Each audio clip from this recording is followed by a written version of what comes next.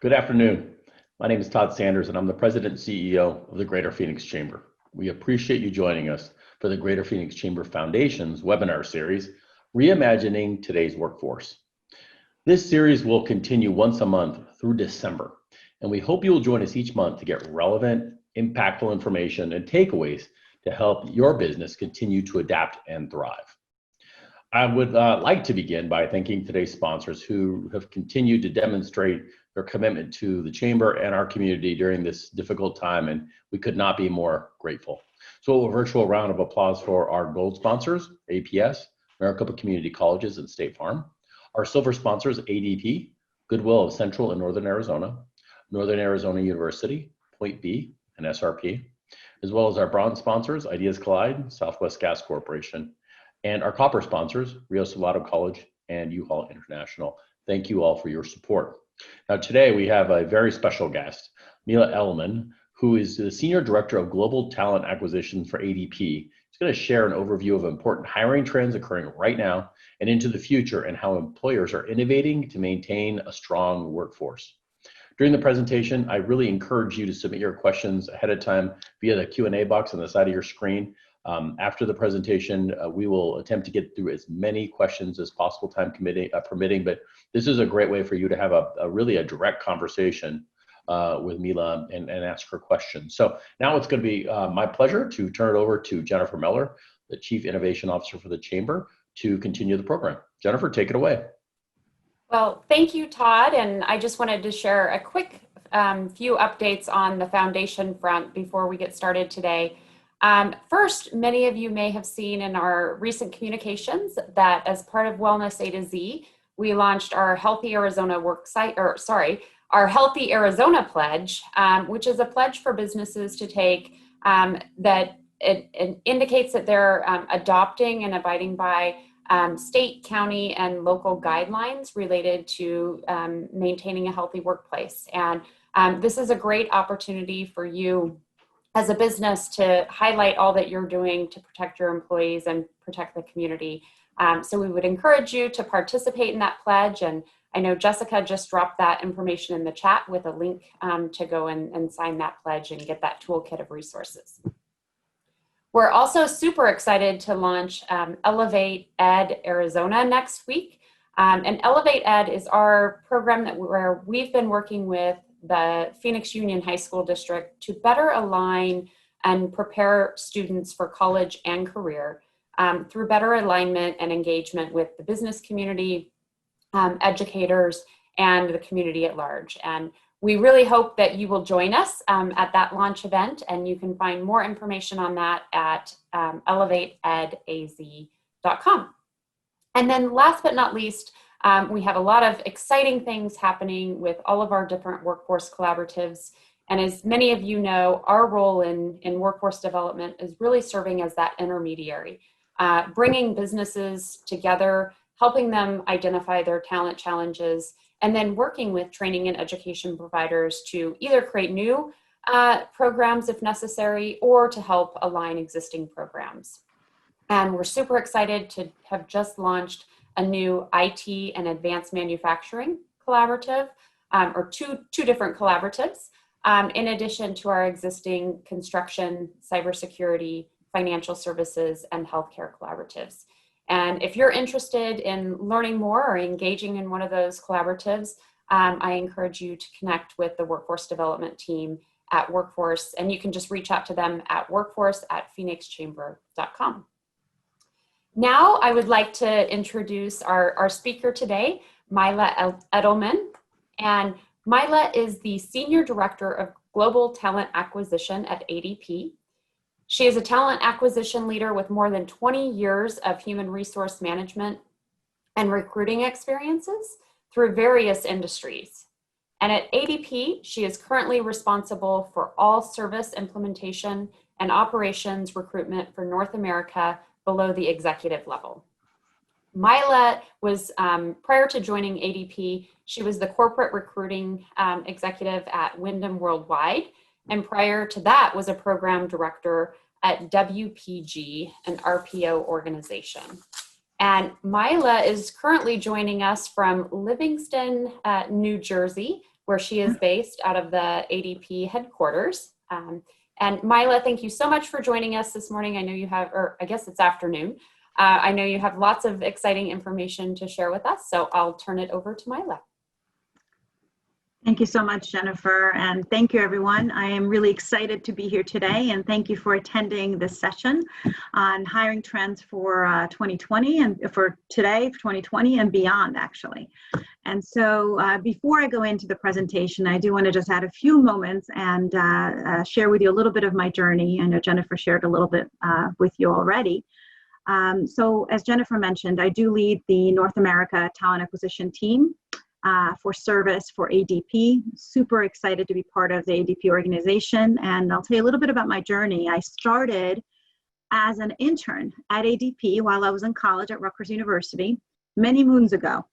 And my first job was actually selling for ADP. And so I was selling their payroll at the time, and got married and unfortunately moved a little bit too far away from where I was. And so I left and began my recruitment journey after about 5 years at ADP, and started the recruiting for both for a regional staffing agency, if you will. And when I started there, we opened up our first local New Jersey office, if you will, and it was expanded to a global one. Then I went to an RPO, basically recruitment process outsourcing, for those of you that don't know what RPO stands for, and was there leading as a program manager for clients like Verizon. Many of us know who that is, I hope. And then went to Wyndham Worldwide, and prior to coming here 8 years ago. And I tell you one thing, when I came back here 8 years ago, it was amazing to see how many people that I worked with originally 20 years ago are still here in different capacities and growth opportunities and thriving. And I think that speaks a lot about the culture of ADP, and one thing that I'm really, really proud of. So with that, what I'm going to do is I'm going to share with you some of the hiring trends that we've been experiencing or hearing about this year, and some of them I definitely know are going to be continuing. And we'll focus on some of them more on the others, but let's go ahead and get started. So let me share my presentation with you. Hopefully you can see everything. Let me just do this really quickly here. Bear with me. And hopefully you will be able to see my screen. Let me just make sure. Okay. Can you all see my screen? Just give me 1 second. You should be able to put this in. Can everybody see my screen? That's great.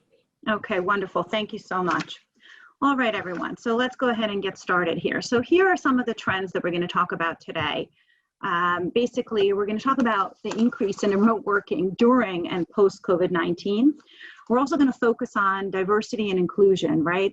There's been a huge focus on that over the last couple of months, and that's only going to continue. So we'll spend some time on that. We're going to touch on artificial intelligence and predictive analytics and how they will particularly aid the recruitment process as we're hiring people. We're going to prioritize the candidate experience and how that affects the employer brand. That's a definite trend that we've seen even before COVID. We're going to touch on contingent work expansion and, of course, round up with transitioning from designing for efficiency to designing for resilience, something that's become really, really important in today's world. So I know on the bottom here you will have, just bear with me here, this box. Let me try to move this so it's not blocking off the whole screen here. There we go. Hopefully this will be a little bit easier. Okay. All right, everyone. So let's dive right in. So ever since early spring, right, when this lovely pandemic hit our country, work from home has actually become the new normal, right? So I remember several years ago when it was a trend to work from home, and everybody was encouraged by various different organizations encouraged working from home. And then it became not so trendy, and we were all kind of back into the office. And there was something to be said about collaboration in an office, being in groups and teams with everybody. And then with this unprecedented pandemic, it instantly became the new reality for most of us, if not all of us. And I can tell you that at ADP, within 2 days, we took 55,000 associates and moved them remotely, instantly, and really seamlessly. It was amazing. And that's really a testament to the amazing people and technology that we have, and I'm sure others have as they've had to do the same. So there are many different advantages of working from home, but there's also some impacts. So I want to start off with talking a little bit about, this new reality. And by the way, I do sit in New Jersey. I'm right outside. I'm in my home office in Livingston, right outside our Roseland office. But because I'm from this area, I do speak fast, or tend to speak fast. I'm trying to be more aware of it. But if at any point I get a little bit too fast, Jennifer, if you can, please make sure you ping me and let me know, okay? Or anybody put it in the chat, if you will, please. Okay, so let's talk a little bit about the work from home being the new reality. So the advantages, as we just discussed. So first of all, when you're working from home, what's the biggest advantage? The one that's blatantly obvious. There's no commuting, right? So people tend to have more time, massive time savings, really, for many, those that travel quite a bit. And that's really positively impacted the productivity. So some folks are more productive, right? They can also press pause when needed, maybe step away during lunch to do something, or finish early, but then can come back at night. So that allows for a little bit more flexibility. Also allowing for people to take better care of themselves, right? They can go out to lunch, they can go for a walk in the middle of the day, they can have dinners together as a family. In fact, one of the biggest highlights of the pandemic for me personally is to be able to have dinner every night. It was amazing. I don't remember that in years, but for the first several months, we all had dinner. My two kids who were home, one just graduated college, one was about to go to college, and my husband, and we all had dinner every single night. Not to say that everybody was happy with the dinner, but we had it together. So anyway, so that's the point. You get to do different things that you couldn't necessarily do. Even kids who are homeschooled, right? So you got a chance to help as a parent. You were able to assist and help and step away to do that. And lastly, we became a lot more humane, right? Dogs that were barking in the background, or kids that would come in the past, it was very taboo. And, if you're on with a client, you have to make sure that you have no distractions, right? And that became the norm. It was very transparent. And as a result, it opened the door to kind of empathy in the workplace. So those are some positive advantages. By the same token, the flexibility of working from home, right? There were many impacts. Sometimes you start as early as possible, you have no commute, you go and you work throughout the day, and there's no time frame. The 9 to 5 became an artifact, and the reality is we have to be very careful about the boundaries between work and life balance. And so we as employers, right, need to focus on encouraging our employees to leave work on time while working from home, right? Quote unquote, leave work on time. So anyway, let's talk a little bit about workplace of the future. Will it be remote? Will it be in person, hybrid? What's the approach that we think will happen? And the reality is it's critical to understand that the capability to work from home is not really universally shared, right? So some folks don't enjoy it, my husband being one of them, myself included. I love the collaboration of people and being with people in the office, and some people prefer to be in person. So the minute that we will have the return to office happen, people will opt to go to the office, or likely they may be a hybrid of both, right? Some will enjoy the continuation of working from home, the flexibility it offers, while others will jump to go back into in person when it's safe to do so. So one of the things that I want to stress about that is, most importantly, what companies need to do is really to create a safe environment, right? Create, whether it's physical, in person, or virtual, where all employees are safe to go in, where they feel self-empowered, they feel encouraged, motivated, and purposeful. So with that, let me go on to the next slide, and we're going to talk a little bit about diversity and inclusion. And you may ask, why is it so important?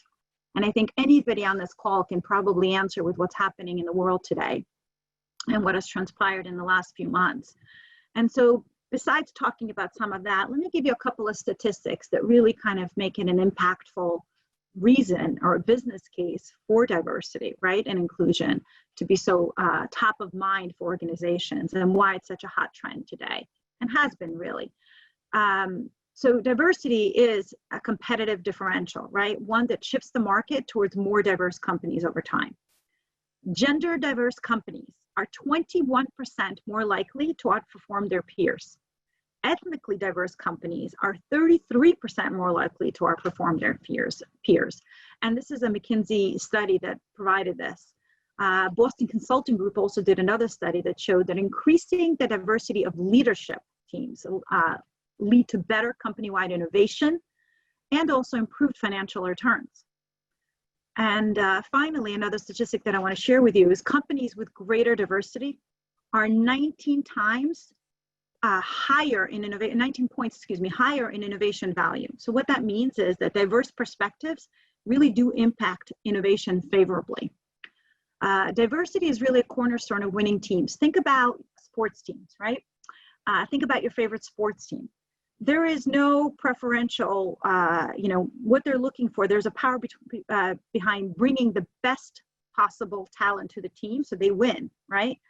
No matter where they come from, right? So having a diverse workforce enables companies to do the same, really leverage their unique talents and experiences to thrive and to grow as an organization.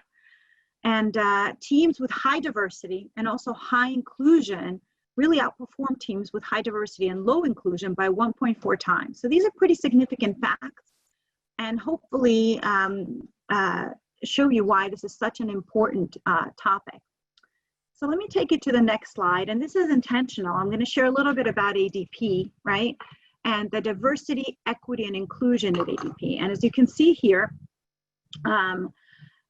we include equity, and I'm not sure how many people know about what equity is, and I will share with you momentarily what exactly that means. But here what you're seeing are the strategic pillars and priorities for ADP. So first of all, we remain a top company. Our goal is to remain a top company for diversity to enable D&I goals.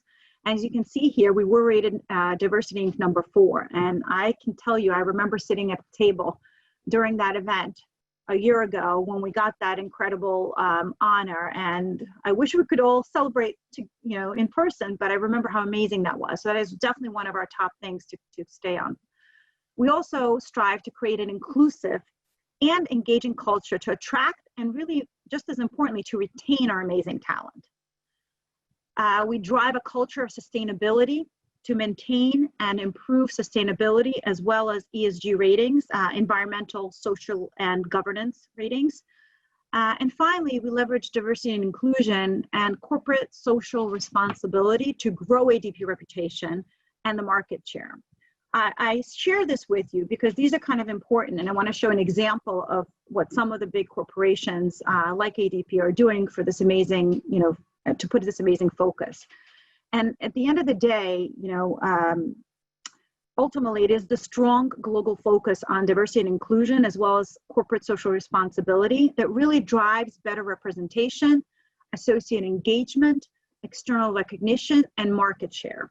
So before we go any further, I know some of you may not be as familiar with equity, and I want to just take a second and explain what that is. And I think the best representation of this is a picture, a little visual. Sometimes, I don't know if you're like me, but a visual goes a long way. And so this is kind of picture this, 4 boxes. Let's talk a little bit about inequality. And by the way, I did neglect to start off with this, and I want to mention this before we even explain this. At ADP, diversity and inclusion are really at the heart of our values, and our associates live these values every single day. We've always believed, it's not something new, we've always believed that diversity and inclusion, each person counts, right? It's really, really important. And our diverse and inclusive teams make us stronger. Now it's even more important to do this. And so one of the things that we've shared broadly across the world is that we believe inequity, injustice, and inequality are really detrimental to our associates, to our clients, and ultimately to our business. And so I just want to take a second and show you this, because this is a really important trend, not just for ADP. So inequality, right? What does that mean? If you look at this picture here, it's really unequal access to opportunities. So if you look at this tree, it's kind of bent over to one side. So what is equality, right? We evenly distribute tools and assistance. So both of these got the same ladder, as you can see in this picture to the right top, but one still can't reach the apples, right? So equity is custom tools, and providing custom tools to your associates, to your employees, to identify and address inequality. So you can see the one on the right here got the extra large ladder to be able to reach right? So that's the equity piece, getting people tools necessary to address this inequality. And justice is really fixing the systems to offer equal access to both tools and opportunities. So it's an ongoing long term. And you can, oh, my apologies, I just went over one. And you can see, hopefully, this is a great definition of what equity is. So hopefully I shared something with you that you didn't know. And if you did, I apologize, but I wanted to make sure we explain this. Okay, so let's move on. What are some ideas really to help cultivate diversity and inclusion in your organization, right? This is a big trend and it's not going to go away. The more diversity we have, you can see by the stats that I shared initially, the better the organization will be. And so one of the things that's really important is to introduce diversity and inclusion early in employee life cycle. When I say early, even as early as the onboarding, when you have new hires coming into the organization, it's really important to stress and to communicate why your company values diversity and inclusion. What is your business case for diversity and inclusion? How you define it, really, right? And steps that you take to ensure that you foster belonging with your associates, with your employees. You can convert job descriptions to gender neutral language to attract more of an inclusive hiring talent, if you will. You can conduct blind screens to minimize unconscious bias, right? So, unconscious bias is really accidental or unintended, if you will, judgments made by individuals. So conducting it blindly will help minimize that so you can ensure a diverse workforce. One of the things that we're encouraging at ADP, and this is definitely something that's being done elsewhere, is utilizing diverse panels when interviewing. So if you think about it this way, if you have 4 of the same people interviewing for a role, they're going to tend to hire someone who's like them, right? It's only natural. So by encouraging diverse panels and ensuring that you have a representation, whether it be from a gender representation, from ethnic representation, you're going to allow for, hopefully, encourage more of diverse hiring. By the same token, we can provide diverse candidate slates. And that's another initiative that we've done you see this across different organizations. And what that entails is making sure that your recruiting team or your talent acquisition team, which is what we do at ADP, provide a diverse slate to their hiring manager. So you encourage diverse hiring, right? And by ensuring that you have a diverse slate, people have an option of who to hire as well. The other thing another idea to cultivate diversity and inclusion in your organization is taking a look at your visuals on your career page. What does that look like? What demographics are represented? And in some cases, you'll be surprised, but candidates look at that and they make judgments on whether or not it's an inclusive company based on that. At ADP, if you look at our website, you'll see that we just recently added Unite video. Really to demonstrate what an amazing, organization and how much diversity matters to us. We're also working on additional videos, and that's something too that you can look at. And that's another way to show externally and also to your internal associates how important diversity is. You're putting it top of mind on your career page, right? And another thing to do is something, this is pretty, I think many organizations, large organizations do this, but there's no reason why even the smaller ones can't do the same. And that's celebrating Heritage and Diversity Months. And on the next slide, I just want to show you, these are just some examples, right? We have February as Black History Month. We have International Women's Day on March 8th. There's different events that you can do, right? Autism Awareness Month. We have May as Asian Pacific American Month, Pride Month in June. And different organizations do different events to highlight that. It's a matter of sending an email. It could be a matter of even doing an event to host it. Maybe a little difficult now with all of us being remote, but eventually we'll get back, right? Also, National Hispanic Month in September, Hispanic Heritage Month in September, Disability in October, National Disability Employment Awareness Month. And finally, in November, we have the Native American Heritage Month and also Veterans Days in November. I know many organizations, when we think about diversity hires, we don't necessarily think of veteran hiring, but that's also a big, something that's very big and important to think about. And I know we at ADP do a lot of focus, put a lot of focus, I should say, on that as well. Okay, so let's move on. Let's talk a little bit about AI, artificial intelligence, and predictive analytics, which will aid many different processes within an organization. But specifically for today, I want to just touch on a little bit on the recruitment process. And so here are a few benefits of AI. And so number one, it improves efficiency and saves time. And how does it do that? We have things like chatbot, for example. We're actually looking to implement that, I know, in our organization. We already have it in many areas, but specifically in recruiting. And this is a very common practice. If you Google this, you'll see how much of this exists. But features like chatbot really provide a conversational interface platform, right, that answers questions for applicants. And it takes a lot of time to build, but once it's live, it's an amazing efficiency and time saver and can help the recruitment process. We also have things that within AI like resume screening features that help in candidate screening and selection. And these are basically AI-powered ATS systems that allow recruiters to actually parse large amount of resumes, so or in a scalable manner, if you will. So for example, we may have certain keywords that we look for to be able to identify candidates who qualify for a position and allow us to focus, to make it a more efficient process that way.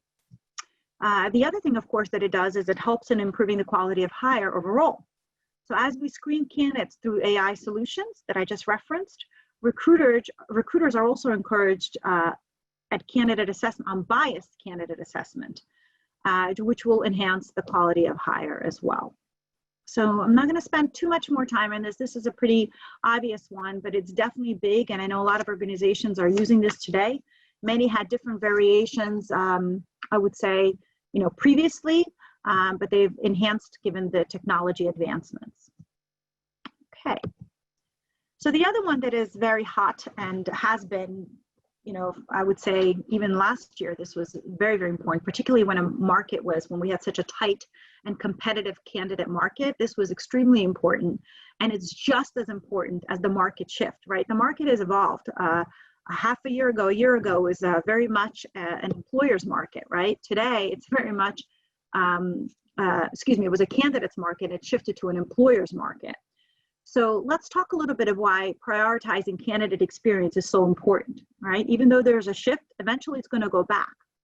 And so each interaction of candidates with the organization at any step, whether it be an application, even at your web page, right? If they're looking at your career page, an application and an interview, it affects the experience towards the organization, right? So this means that all of us must provide an exceptional experience at every single step of the process, whether it be when a candidate applies, we need to make it very easy. And I talked about AI, there's different AI solutions to even for the application process, quick, easy apply. If you go on LinkedIn today, you'll see many companies have regular apply and many companies have the quick apply. Guess what? It's an easy experience for candidates to go in and do it that way. So that's all part of this, ensuring that we provide a great candidate experience. The other thing you should be very mindful of is good candidate experiences will make candidates eager to share them, right? But they'll also share the bad experiences. So think about yourself, right? Think about when you go into a store or a restaurant and you have a poor experience. What's the first thing you're going to do? You're going to share with your friends and you're going to tell them, oh my God, I went to this restaurant and the service was just terrible. And today, it's even more important to be mindful of that because today, everything is on social media. You can go out and put your review and you can literally shut down a business with a poor review. So these things about candidates, as you're hiring people, it's really, really important to keep that in mind. And for TA organization, one of the things that as I lead the TA organization, that I stress to my team, it's very important how you communicate with your candidates every step of the way, right from when they come in, right from when you have a phone interview with them, when you have a hiring manager interview, following up, ensuring that they know that the feedback is coming.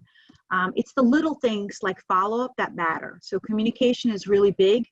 And keep in mind that, right now it is an employer market, right? There's many candidates who unfortunately aren't employed due to the pandemic.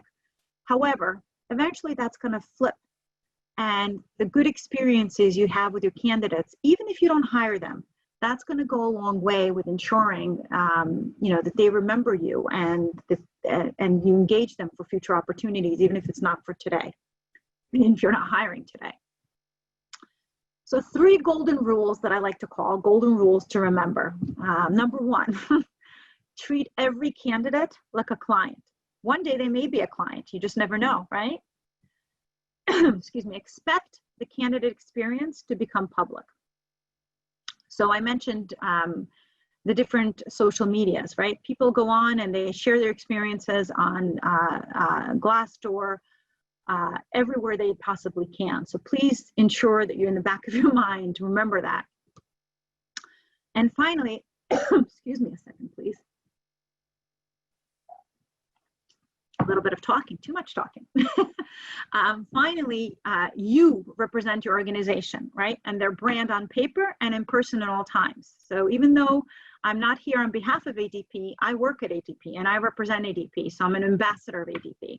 And you as an associate of your company, of your organization, always and anytime represent them. So keep that in mind as you treat candidates, and hopefully always in a positive manner. All right, let's talk a little bit about a positive candidate experience about when it comes to employer brand, right? So another thing to remember is how that positive experience that we just talked about, right? How it affects and impacts your brand. And this has become more and more important, right? Companies spend a lot of money on employer brand and to attract talent, especially in a market that was very competitive, right? So it's really important that as candidates apply, as you work with them, right, that you think about that. And a great candidate experience can actually drive a positive employer brand, as you see here. But by the same token, a poor one can damage it. So by providing good experiences and ensuring that your talent comes, you're ensuring that your top talent comes to your organization and really stays within your organization. And there's a picture to the right here that I just want to kind of share. It speaks to a little bit of what I spoke to on the other screen. And it's those positive experiences versus the negative experiences. So 35% of people would buy more goods and services, even if they're not hired, as long as they had a positive experience. And 52% would share that positive experience. Now, if you look at the negative side, 32% would buy less goods if they don't have a good experience. That's a pretty significant number too. And 40% would broadcast their negative experience. Now with social media, imagine what that will do to your business if you don't treat candidates appropriately, and not just candidates, but if, in general. Sites like Glassdoor, by the way, are a major go-to resource for talent. As they look at different opportunities, as they search for jobs, especially today, they're gonna go in and they're gonna look, and I can tell you my son is currently interviewing. He just graduated from college, and he does go on Glassdoor and he looks at the reviews and what people say about an organization. So it is definitely something that, that is out there, and you can go in and see what your company's rating is at any point in time too. And again, this experience that I share with you, the one thing that's really, really important is when we talk about candidates, we mean about internal and external candidates, right? So this whole positive experience with candidates is both internal and externally directed. So it starts with awareness and really spans through the onboarding and candidate rejection, right? That's all around experience, if you will. Okay, we're getting towards the end of our trends, so we will hopefully have definitely time for Q&A. Hopefully I'm doing okay on time. So one other, excuse me here, trend, hiring trend, if you will, is the contingent worker expansion trend. So definitely something that we've seen in organizations is, especially with the pandemic and people being very cost conscious. We've noticed that a lot of people, initially everything paused, but as organizations became a little bit more into the hiring, they are looking at contingent contingent hires, and that means temporary or contract. That's all that contingent means. Hiring is expanding. And so 32% of organizations are replacing full-time employees with contingent workers as a cost-saving measure. And so that's an unusual thing, I think, as a result of the pandemic, but it's definitely a trend. We've seen organizations continue or are likely to continue to expand their use of this to maintain the flexibility and scalability. So for example, in recruiting, I'll relate to you in the recruiting terms, right now, at one point, we didn't have any hiring going on, as most organizations, were closing and because of the pandemic. As we start to hire, right, it's very difficult to bring in full-time resources.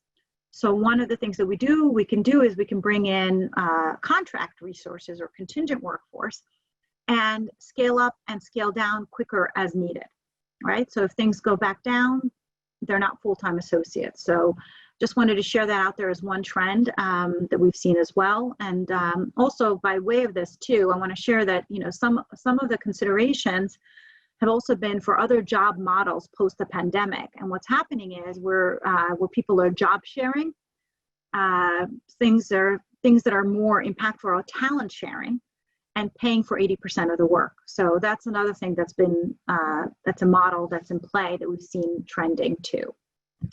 Lastly, let's talk a little bit about transitioning from designing for efficiency to designing for resilience. So over the last few months, I would say people are trying to do more with less. So there's appetite for efficiency, right? To increase efficiency. 55% of organizational redesigns were really focusing on streamlining roles, supply chains, and workflows, to increase efficiency. But what happened with that is it created a lot less flexibility to respond to disruptions. And so what we found was what the trend has been is resilient organizations were better at responding and changing. And so to build more resilient organizations, you have to focus on designing roles and structures that have more agility and have more flexibility, right? So you can look at it as in providing or roles that provide employees with various and adaptive roles to help acquire different cross-functional talent or training or knowledge, if you will. So moving things around. So for example, when I think of sharing this, if you have less resources, for example, on a recruiting team, let me give you an example to demonstrate that. If you have less resources, say on the technology side of recruiting, but you all of a sudden experience a spike in technology, and you have other areas of the TA functions that aren't as busy, it's taking those resources maybe from the service side or from the sales recruiting side, training them and exposing them to technology and cross-referencing. You're making them more marketable, you're adapting them and training them and cross-functionalizing them really. Okay, so that's a way of making sure that the workforce stays flexible and resilient.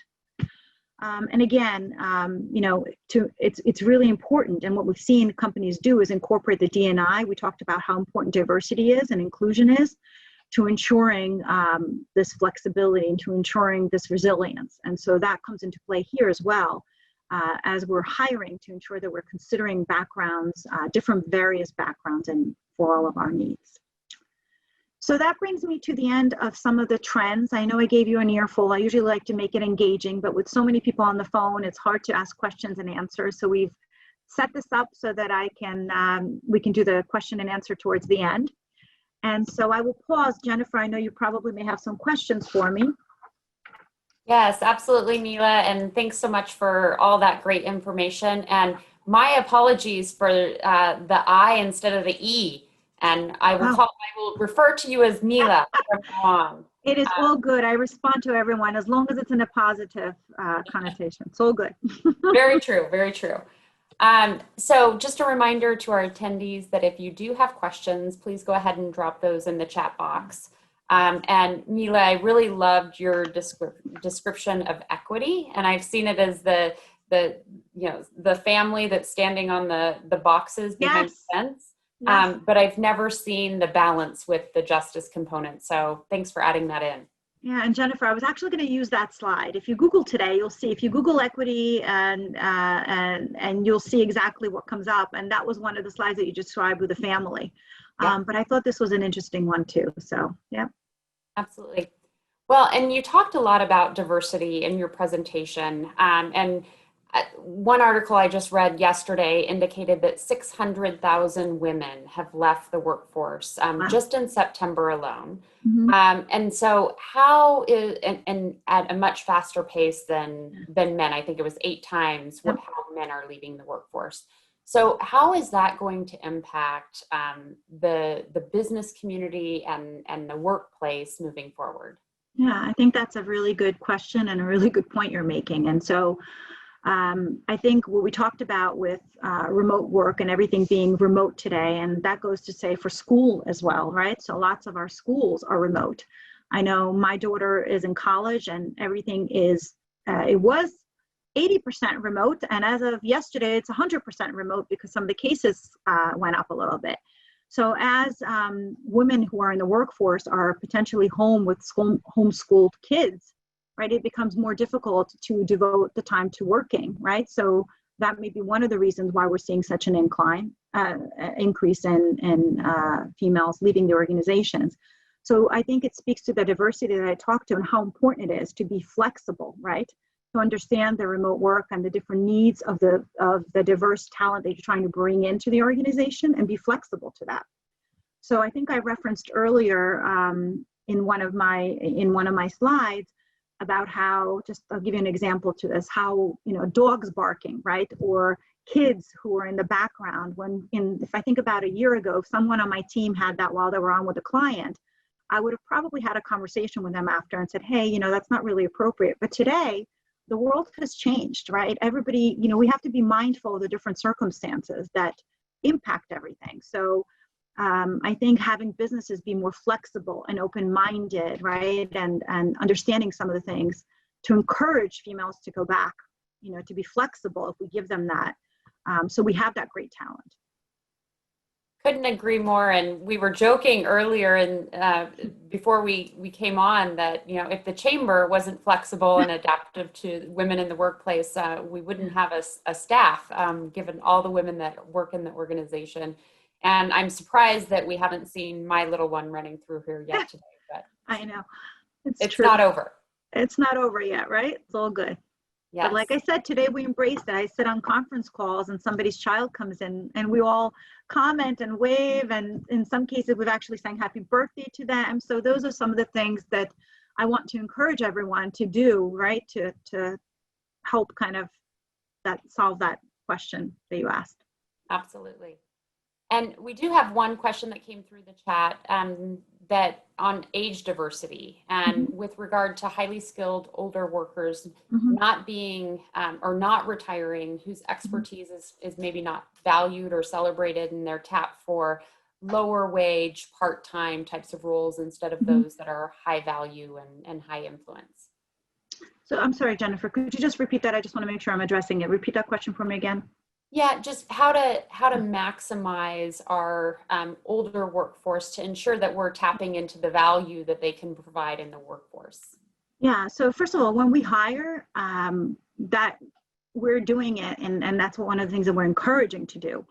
It should be completely unbiased with respect to whatever the generational, whatever generation workforce. In fact, we encourage it, right? So leveraging the different generations, the wealth of experiences that we can get from a millennial, for example, than from someone who's been in the workforce is really, really important. And a lot of the folks who have the experience come with a wealth of knowledge, right, too. So that's just as important as someone who can be, maybe bring a little bit more new technology or more innovation. So it's important to have a combination. And I think this speaks to the diversity piece and why bringing in diverse talent and keeping the diverse talent, retaining the good talent too, is so important. Absolutely. I think a lot of organizations really focus on bringing folks in, right? But forget that retention of those folks and making sure diverse populations are welcome. Yeah, and by the way, it's really important, if you ask me one of the things that's really important and some tips that I can give, it's, when you have those associates that you have, the good associates that that we're lucky to have, it's really important that we communicate with them, that we engage them, especially now more than ever when everybody's remote, right? And some people are, as I mentioned, not used to being remote or not comfortable or as comfortable, even though it has become our norm. so it's really, really important to keep the communications, keep the engagement up so that we retain that amazing talent. Yes. And you talked a lot about innovation, specifically with AI. Yep. And companies obviously are being much more innovative and much more adaptive. How do you see that impacting the way that they operate in the future? Yeah. So I think, being, first of all, looking at the technology, assessing what you have currently, right? And what efficiencies and so forth. But I think, being innovative, right, is something that's key, right, for all organizations. So the more we can look at it, and innovation, I think, comes into play with a little bit of diversity lens too, because as you bring the different experiences and the different backgrounds, right, hopefully you're bringing in different innovative ideas. And even in one of the facts that I shared with you, you could see that, the diversity backgrounds that come into play make the innovation that much more. So diverse perspectives help and nurture and encourage innovation. So definitely something that's important. Couldn't agree more. And kind of shifting to the other side, what do you see as some of the biggest challenges for companies that are trying to innovate and are trying to embrace a more diverse workforce? Yeah, the biggest challenges, I think, are, and it's great to say that you're going to bring in a diverse workforce, but it's the challenge, I think, is in actually doing so, right? So it's important. One of the things that that you can do to really focus in on bringing in that diverse workforce, and the challenge, I guess, at the same time, is making sure that you have interview panels. So if you're interviewing, right, and I've alluded to that earlier too, but if you're interviewing, making sure that you have representation from different backgrounds. Sometimes we have this unconscious bias that comes out. We don't even know we have it sometimes. But if you have 4 of exactly the same people interviewing, and you don't even notice that you'll probably tend to like the same person. So it's important to have diversity on the panel. It's important to do that so you can attract that kind of a hiring and really bring in that talent, not just talk about bringing it in. Yeah. It's so interesting to sit on panels and hear people's different perspectives when they're interviewing people, and you're absolutely right. I think we have a tendency to hire people that are like us, and not thinking about that diverse lens. It's a great point. Absolutely. So one last question on the diversity front. You mentioned briefly our disabled community, and what are you seeing as some best practices that companies have adopted in embracing the disabled community into the workplace? Yeah, I think making accommodations and ensuring that your organization can make the accommodations for that, right? So that's really important. And I think speaking that you can recruit for that, right? But also delivering on that as well. So I remember, for example, we had somebody who was, and this happened on my team actually, I remember this, a woman who had to use a specific screen in order to hear. So we had to work on the back end. I won't go into the details of how it worked, but we had to make the special accommodations to ensure that we can interview her. And at the time, this was several years back, technology wasn't as advanced as it is today, but that is something that we have to do. And we actually have measures in place to make sure that we're doing this, not only from the recruitment side, but also enabling our leaders and hiring managers, right, to be open-minded to that as well. And looking at what skills they can bring to the, and that's also a diversity piece, right? What they can bring to the table. Very important. Absolutely. Yeah. So shifting gears a little bit, what do you see, we talked a little bit about the remote workforce and this shift to a remote workforce. How do you see that impacting our communities? And specifically, will we see individuals that are now working for companies across the globe, or will we see companies that are hiring from across the globe? How do you anticipate that shift will take place? That's a good question, Jennifer, too. I mean, I think right now everybody demonstrated, right, that they can work remotely and seamlessly, right? Sometimes you don't know that if I change my background to virtual, you wouldn't know where I was. So people have proven that it's easy to do, and it's really seamless given the technology, given that, the trainings that we all have and being aware of some things that we should be. So I definitely see that being more of a continuing trend. I don't think, given what's happening today, that it will all go back into the office anytime soon. So it'll definitely have to be remote. But what I do think will happen, I think it'll be a combination, like a hybrid model, if you will. People still have hesitancy towards going back into the office, and they very well may continue to do that until they feel safe. They may have different susceptibilities, right, that they can't go in. So I think it'll be important to have both options. I, for one, can't wait to go back to the office. I thrive to be with people. I love being in the office. I dread every morning coming in here to be by myself. So we tend to do videos. And that's the other thing, the technology, the AI, besides AI, one of the biggest, I think, things that I can say has been like a life savior is the video conferencing, right? We can do video calls, video interviewing. We do calls every day, so we can interact and see people. So I think the remote piece will just be, maybe won't be as large of an impact as it is today, but I think it'll absolutely continue. Well, and so one last question for you. What would be the biggest piece of advice that you would give companies as they're navigating the next 3 months, the next 6 months? There's obviously a lot of uncertainty in the world right now. Yeah. And so, I think the uncertainty piece, you nailed it, right? So while things appear to be getting better, and certainly in some parts of the country versus others, some parts of the world versus other, there's still a lot of unknowns, many uncertainties, if you will. And so the biggest advice that I can share is stay close to your employees, make sure that you retain your top talent when it comes to hiring trends, right? We talked a little bit about communication, about engaging, take that extra moment to have those celebratory meetings, if you will. I'll give you an example. Last week, we had one of our leaders from HR call a meeting, and she literally called it celebration. And we got on the call. We didn't do any work.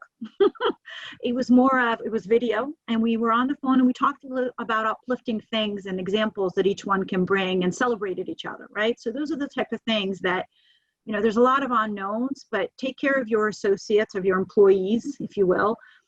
Engage them, make sure that they're happy. And if they're happy, you're going to have an amazing culture, whether it's remote or in person, right? And it's going to be a lot easier to attract talent. The other piece about candidate experience that we talked about, I think it's really, really imperative to ensure that we are keeping that positive experience, even if we don't have a lot of hiring and we can't bring everybody in, making sure that you're communicating and keeping candidates, aware, informing them of what the steps through the process of where they are. So those are important things too. And just be more open-minded, right? So we talked a little bit about kids in the background, right? In the past, like I said, I would have never accepted that at my team. Today, completely different perspective. And so as we go through this unknown and uncertain times, just be more open-minded, be more flexible, be more tolerant, right? Be more empathetic. And I think together we can all get through this. Couldn't agree more. And it's been interesting to see. I think in the workplace, we are absolutely much more empathetic and forgiving. So thanks for mentioning that. Absolutely. Any other final comments before we close out? No, I'm just really appreciative and thankful that I was able to join you all today. And I hope that I shared some things that were informative, even if it's not something new that you learned. Hopefully reinforce some of the important elements of why it's so important to be aware of these trends. So happy to be here. Well, thank you so much, Mila. We really appreciate all of your great insights. I want to thank you and the team at ADP for joining us today. And of course, again, thanks to all of our sponsors and partners for helping us put today's event on. And our next Reimagining Today's Workforce series will be October 12th, same time, same place, 12 to 1. And that topic will be around internships and externships in a virtual environment. So hopefully you will join us then, if not at one of our events between now and then. And we look forward to seeing you soon. Have a great day. I'm looking forward to joining us in the Tempe office soon when we can go back. That would be Travel. awesome. Take care, everybody. Thank you.